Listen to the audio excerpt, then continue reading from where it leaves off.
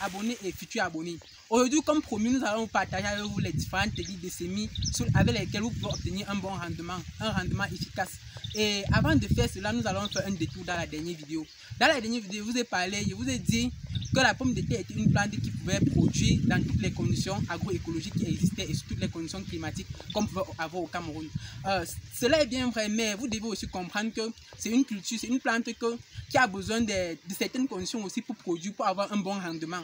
Et sur ces conditions-là, nous avons des zones en altitude et une température relativement faible, c'est-à-dire entre 10 et 15 degrés. Sur ces deux conditions-là, la pomme de terre, vous obtenez un rendement meilleur en respectant les conditions de la fiche technique de production de pomme de terre.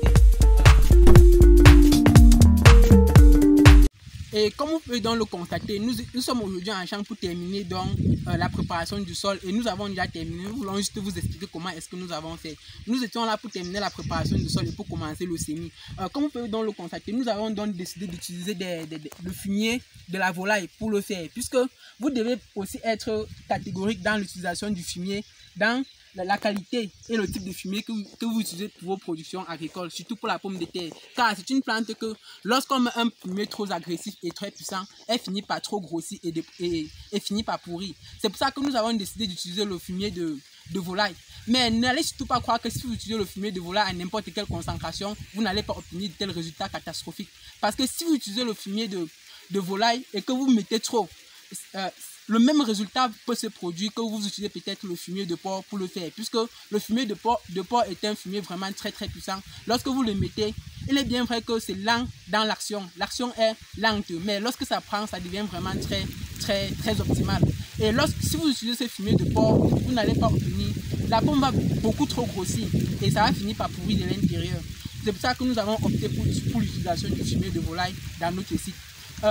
Vous devez maintenant connaître votre site, connaître les qualités de votre site, de votre sol, connaître comment est-ce que votre sol réagit, connaître la fertilité et le taux d'éléments nutritifs qui se trouvent dans votre sol. Car si vous ne connaissez pas cela et que vous mettez une quantité aléatoire d'humus ou de fumier de fond, vous n'allez pas obtenir vraiment des rendements meilleurs. C'est pour ça que dans notre site, comme nous connaissons que, c'est pour ça que dans notre site, ayant l'information, nous pouvons donc mettre telle ou telle quantité. Nous pouvons connaître la quantité que nous avons à mettre. Donc vous devez aussi connaître cela. Si votre sol n'est pas très fertile, vous devez mettre beaucoup de quantité, une quantité relativement grande. Si votre sol n'est pas fertile, vous devez mettre une quantité relativement petite pour le faire.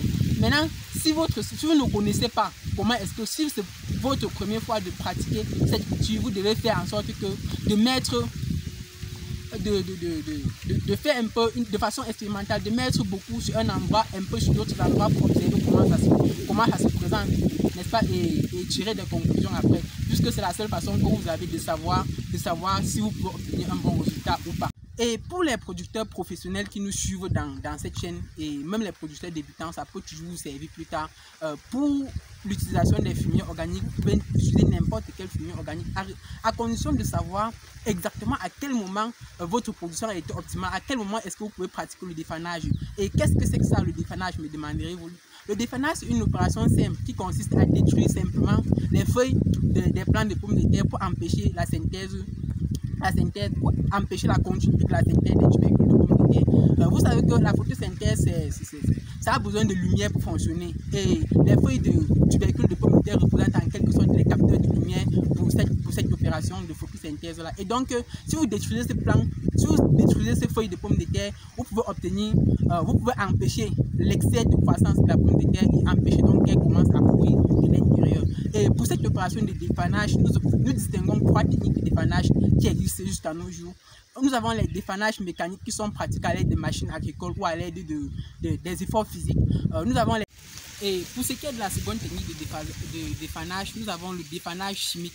Et ce défanage est pratiqué à l'aide de produits chimiques que vous pouvez avoir, peut-être le glyphosate de contact ou systémique que vous pouvez pratiquer, que vous pouvez asperger dans vos champs, dans vos plantations de pommes de terre. Et ça va contribuer à détruire donc ces capteurs de lumière qui va empêcher la synthèse, la continuité de la synthèse de tubercules de pommes de terre. Ainsi donc, vous n'aurez pas de tubercules trop grosses et vides à l'intérieur, puisque lorsque ça grossit beaucoup, ça commence à pourrir de l'intérieur.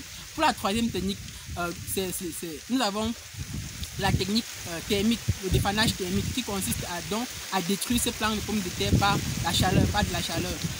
Parmi donc ces 3 techniques, nous recommandons vivement d'utiliser la première technique, c'est-à-dire le dépannage mécanique. Car avec cette technique, vous ne pouvez pas aller contaminer les tubercules qui sont déjà... Puisqu'avec les produits chimiques, vous ne savez pas l'effet que ça a sur les tubercules qui ont déjà été produits. Et pourtant, lorsque vous pratiquez cette technique de dépannage, c'est pour dire que la récolte, la production est prête pour la récolte. Et vous allez livrer ça soit au marché, soit dans une entreprise de la transformation. Et donc, ça devient un peu impropre à la consommation. Donc, vous ne pouvez pas pratiquer cette technique-là pour... ce n'est pas très recommandé de pratiquer cette technique de dépannage chimique pour aller donner la récolte aux consommateurs qui vont peut-être avoir des problèmes de santé après. Et pour la seconde technique qui est du dépannage thermique, vous ne savez pas si en brûlant les feuilles de blanc de pommes de terre, vous ne savez pas l'effet que ça a sur les tubercules qui ont déjà été produits dans le sol. Donc nous recommandons vivement la première technique qui reste encore jusqu'ici la meilleure technique. Pour donc revenir au thème de la vidéo d'aujourd'hui, c'est-à-dire les différentes techniques de semis, nous allons vous expliquer, nous allons partager avec vous les 3 techniques de semis que nous connaissons. Pour la première technique de semis, il s'agit de la technique que l'on apprend dans les écoles d'agronomie, c'est-à-dire disposer les pommes comme vous voyez là, les disposer comme nous avions fait là, puisque nous avons fait un petit espace pour vous expliquer toutes ces 3 méthodes. Pour ces 3 premiers carreaux, nous allons disposer comme l'on dispose dans les écoles d'agronomie. Et lorsqu'on dispose comme ça, vous pouvez voir que les pommes sont disposées entre 25 et 30 cm. Et dans cette disposition, ce qui est intéressant dans cette disposition, c'est que les racines n'entrent pas en compétition les unes avec les autres. Avec cet écart, les racines d'un plant de pommes de terre ne peuvent pas entrer en compétition avec l'autre et du coup la production est optimale. Et lorsqu'on fait comme ça, pour recouvrir les pommes, on a juste à venir porter cette partie de la terre qui est le biome pour recouvrir les pommes, quitte à ce qu'à la fin, les biomes deviennent des chions et inversement. Et pourquoi est-ce que nous n'utilisons pas cette technique? Eh bien, pour une raison tout simple, parce que l'effort physique nécessaire pour la pratique de cette technique est vraiment considérable et c'est même redondant, puisque après, lorsque vous pratiquez cette technique, après 1 mois, vous aurez encore besoin de refaire encore le même travail. Et c'est que nous évitons. Nous avons donc cherché un compromis entre les 2 techniques, les 2 premières techniques. Restez jusqu'à la fin pour pouvoir suivre la dernière technique qui est plus facile, qui est plus simple et qui vous permet d'économiser en énergie. Pour la deuxième technique, il s'agit en fait de venir dans un biome comme ceci. Et nous avons fait aussi ceci pour vous expliquer la deuxième technique et de creuser un poquet.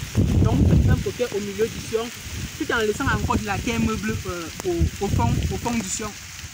Puisque si vous ne laissez pas la terre meuble, les racines ont besoin de se propager dans le sol. Les racines du plant de pommes de terre ont besoin de se propager vraiment dans le sol. Et si le sol n'est pas meuble, cette propagation ne sera pas efficace. Donc vous faites un poquet comme ça, vous lancez du fumier à l'intérieur, et puis vous posez le plant de pommes de terre de telle façon que le bourgeon de la pomme de terre regarde le haut. Donc vous devez disposer vos plants de pommes de terre de telle façon que le bourgeon regarde le haut. Et lorsque vous disposez de telle façon, vous mettez là et puis vous mettez du fumier tout autour, vous mélangez un peu avec la terre, vous recouvrez. Et à chaque écartement de 30 cm, vous faites encore un autre poquet. Vous mettez un autre plan, vous mettez le second plan, vous mettez du fumier à l'intérieur, vous recouvrez. Ainsi de suite. Ça, c'est pour ce qui est de la seconde technique. Pour la troisième technique, qui est la meilleure technique que nous préconisons, que nous recommandons, que nous pouvons vous recommander, parce que c'est la technique que nous pratiquons depuis et qui marche vraiment très bien.